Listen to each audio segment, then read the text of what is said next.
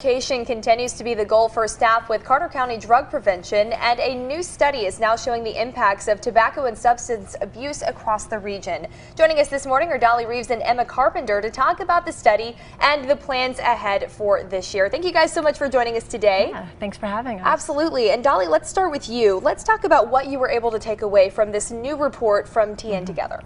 Yeah, so in 2018, the Tennessee Department of Mental Health and Substance Abuse Services conducted the largest statewide student survey around substance abuse.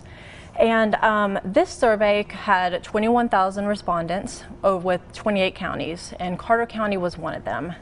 Now, recently we got the full report statewide, which shows us how Carter County stacks up with the state, which gives us our ability to figure out where we need to focus our efforts the most. And so as you focus on where to put those efforts, why are you as a coalition talking to families about why it's so important to have these conversations with kids? Yeah, I don't want to spill out the entire report.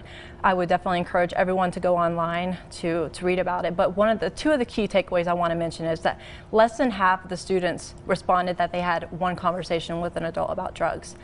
And the average age of drug initiation is at 13 years old. And also research shows that just one meaningful conversation from a caring adult can drastically impact the decision for youth to use substances. And Emma, we're going to switch over to you now because this conversation has a lot to do with your generation, and you were actually just chosen as a national ambassador for Students Against Destructive Decisions. What are you going to push for when you yourself head to Washington? I'm not really going to be pushing for things, but I'll be going for a 4-day training in D.C., Washington, along with some other youth advocates. And there we'll learn how to properly talk and discuss with adults so that we can push laws like Bill H.R. 2339. This bill prohibits any flavoring that may be appealing to youth, because right now as it is, youth are just using these e-cigarettes because it's starting them. And why is it that, do you think that people your age and even people younger than you, older than you, think that there's not this risk associated with those e-cigarettes? It's because big tobacco companies are actually saying that these are safer than regular cigarettes when these contain the same amount of nicotine as a whole pack of cigarettes. And we'll be able to watch your developments and the things that you're learning as you bring that back to Carter County and our region. And Dolly, let's touch on too how you and the Carter County Drug Prevention Coalition continue to address this issue locally.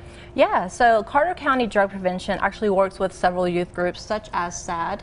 We also have a youth coalition, and we have a brand new peak mentorship program as well. And if parents are looking for ways to get that conversation going, or if teens are interested in getting involved in our youth, or if anybody's interested involved in getting in our peak mentorship program, they can contact the Carter County Drug Prevention Program directly via our Facebook page.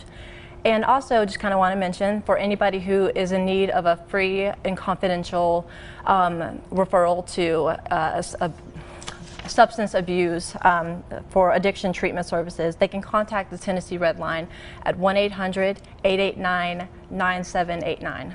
Wonderful. Ladies, thank you so much. It's an important conversation nationwide, and of course right here in the Tri-Cities, so thank you for your time. Yeah, thanks for having us. And of course, to support the Carter County Drug Prevention Coalition, a Taste of Carter County Tailgate Edition is underway a week from now, and you'll be able to sample different restaurants from the county while also mingling with the Elizabethton High School State Football Championship team.